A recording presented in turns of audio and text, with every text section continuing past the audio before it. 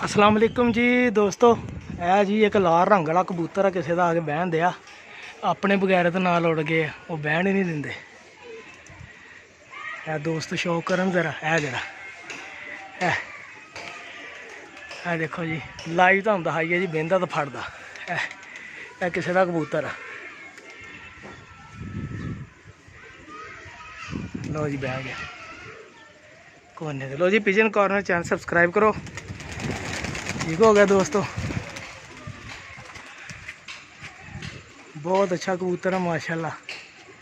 जिस तरह बैठा वा, लोग कहते तेन कि पता लग जाता रात रेह का। टाइम हजे की आ, टाइम तकरीबन 9:30 का, तो कबूतर की मत्त तो पता लग गया ना भी किन्ना कुड़िया है। देखो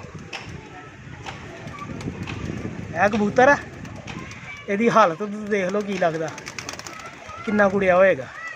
ये हूँ ला के तुम थले शौक करो ना तो देखो जरा। मेरे नाल मेहरबानी। अस्सलाम वालेकुम दोस्तों। ए देख लो जी, मादी लगती है मैनू। ए देखो माशाल्लाह अच्छे क्रासां जो बनी है। तो एदी हालत है जनाब, देखो ये पंजे, ए देखो वग वग के की हाल होया। ए देखो सुक्के पे आ, पता लगता वा कि ये ताज़ा नहीं उड़िया कबूतर। ए देखो ये हालत वग वग के है। नहीं तो कबूतर 1 घंटे 2 घंटे थोड़ी वग जाता इन्ना। ये पंजे देखो किदा सुक्के पे आ, पानी भी है नहीं बिच, तार नहीं भोरा भी। ए देखो यानी कि पंजियां दियां थलियां जो पता लग जाता होंदा वा भी कबूतर ताज़ा उड़िया या लेट। मैं ये भी आइडिया लाया तो कबूतर की हालत ही दस दिंदी है।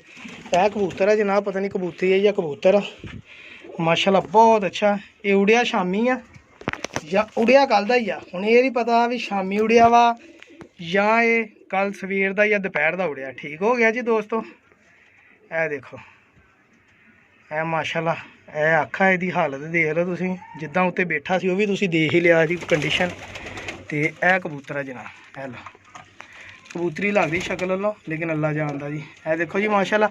पिजन कॉर्नर चैनल सब्सक्राइब करो जनाब। वह दोस्तों फायदा यह है कि मैं सोशल मीडिया पर ला दिना होना तस्वीर वीडियो, वो फिर बहुत सारे दोस्तों का राबता भी हो जाता कई का। वो भाई कह देंगे साडा परिंदा वा, तो निशानी दस के लै भी लेते।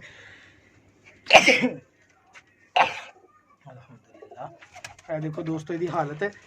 देखो 9:30 का या 9:45 का टाइम है। मैं टाइम नोट नहीं किया, मैं बाजार गया सी, नहीं आया उत्ते बह रहा तो मैं छत पर आया, तो मैं चलो दोस्तों को शौक करो ना।